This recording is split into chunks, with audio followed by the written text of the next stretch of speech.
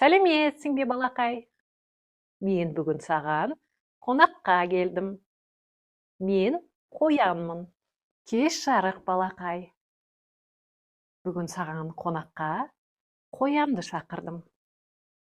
Қояндардың ауылға жақын жерлерде, ормандарда мекендейтінін білесің ғой.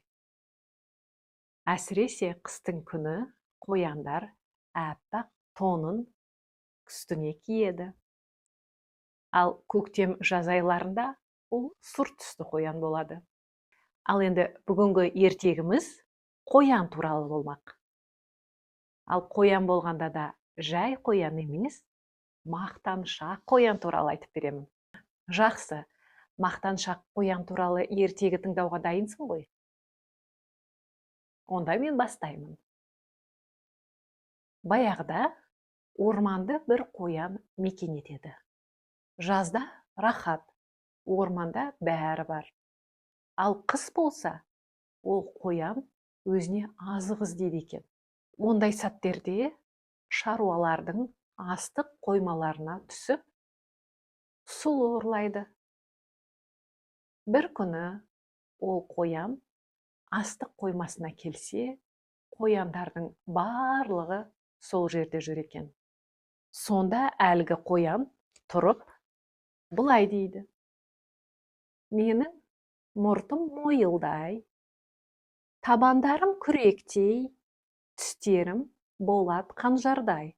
Мен ешкімнен де қорықпаймын, деп жатып кеп мақтанады.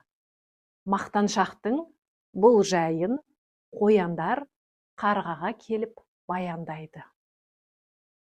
Қарға мына мақтаншақ қоянды іздеп жүріп, бір бұтаның түбінде тығылып отырған жерінен тауып алады да, оны шұқып тисе бастайды.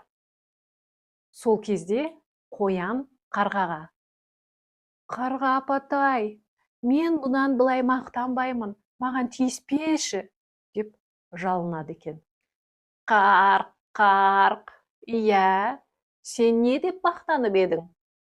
Деп қарға сұрайды.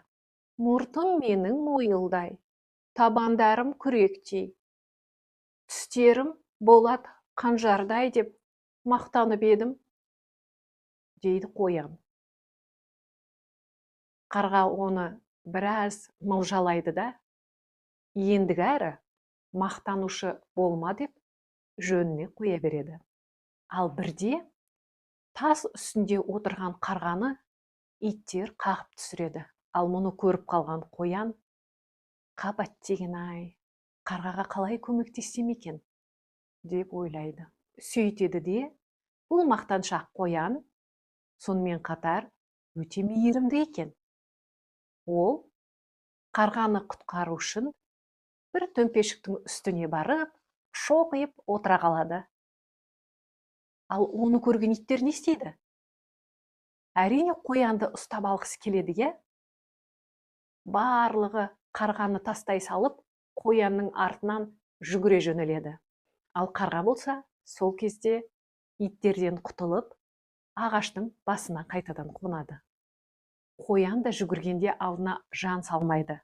Ол да жүйрік. Ол иттерден қашып құтылып кетеді.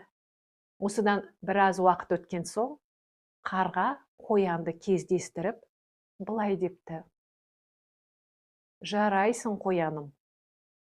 Сен мақтаншақ емес, ақ жүрек, батыр екенсің, деп қоянға қарға алғысын жаудырыпты.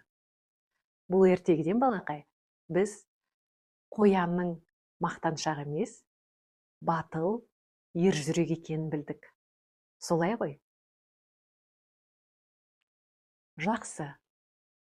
Осымен менің ертегім аяқталды. Келесі кездескенше сау бол.